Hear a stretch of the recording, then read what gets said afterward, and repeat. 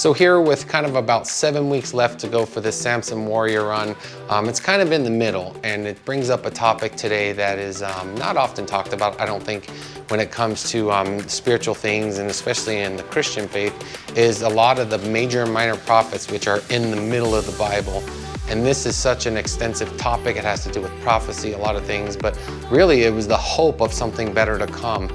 A lot of the, say, scriptures and a lot of the prophets that talked about this coming Messiah, there was a hope for a greater good and a better life and a way to, defeat death and the grave. And so when it comes to Jesus Christ, he is our hope.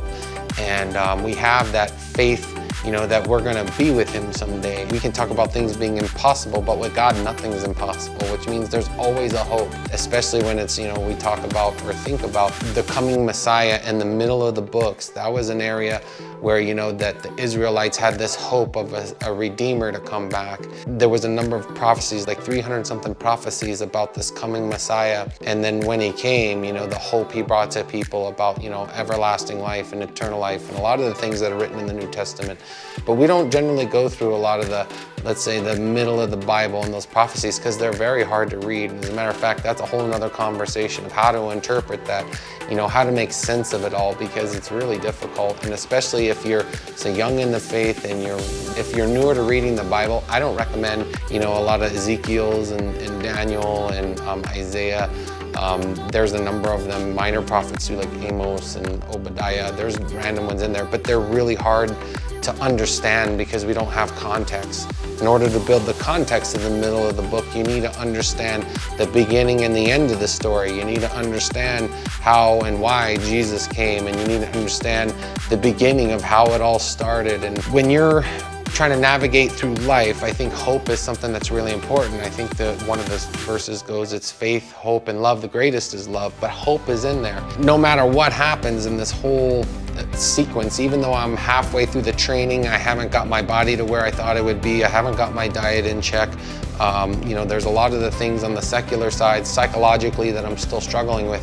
But spiritually, I know that there's a reason I'm doing this. There's some God-given passion for me to go forward and to keep training and to keep, at the end of the day, focused on this, because it's like my number one goal right now is to go compete.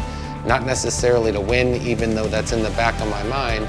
It's to go out there and be a positive influence and make a difference in this, a positive difference in this world where, there's a lot of negative charged stuff. Even if I don't compete at the highest level of the warrior class, I don't even, let's say, even finish middle of the pack or bottom of the pack, the one area that I am going to for sure is have an absolute impact in is the coaching side of it. They call the refs or the encouragement coaches. This is an area of opportunity to help motivate someone else and push them through this as I have to push through it. And I think that's one of the things, is you can give someone else hope as they're struggling through the obstacles and it's hard, and you can say, hey, let's go, let's push a little bit more. It gives them hope to see the end.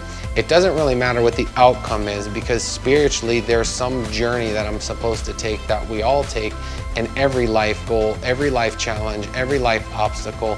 And the hope is to get us somewhere better than where we were before. And sometimes it's through trials, sometimes it's through blessings, which are a lot easier, because we just kind of reap the benefit of that. And it's easier to be hopeful when you're getting, say, the positive side of life rather than the negative side coming in. So I think hope is really helpful when you're getting a lot of negatively charged emotions, which has happened to me over the last few weeks. Is I've had a lot of negativity start to creep in, doubt about how I'm gonna finish in this competition, if it was really worth signing up for.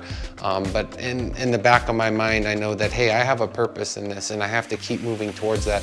And yes, I can be hopeful about winning, but I'm more hopeful that I'm gonna make an influence and an impact on someone else there in a positive way, and someone's gonna do the same for me. We're all athletes out there, but everyone's very respectful and we all train hard, and it's really important that in the level of competition is to have that good character, right? That's actually what this competition is. It's pushing myself to another level, pushing to be a little bit better, grow a little bit more, and doing this while I'm doing it with the Lord, because training is something that when you're doing it by yourself, it's kind of hard, especially when you don't have someone training in the same style and in the same way. You're kind of just going about it. So I pray a lot before I train for help and the strength and to get me through it. So that's all I have for this episode. Until the next one, take care. Peace out.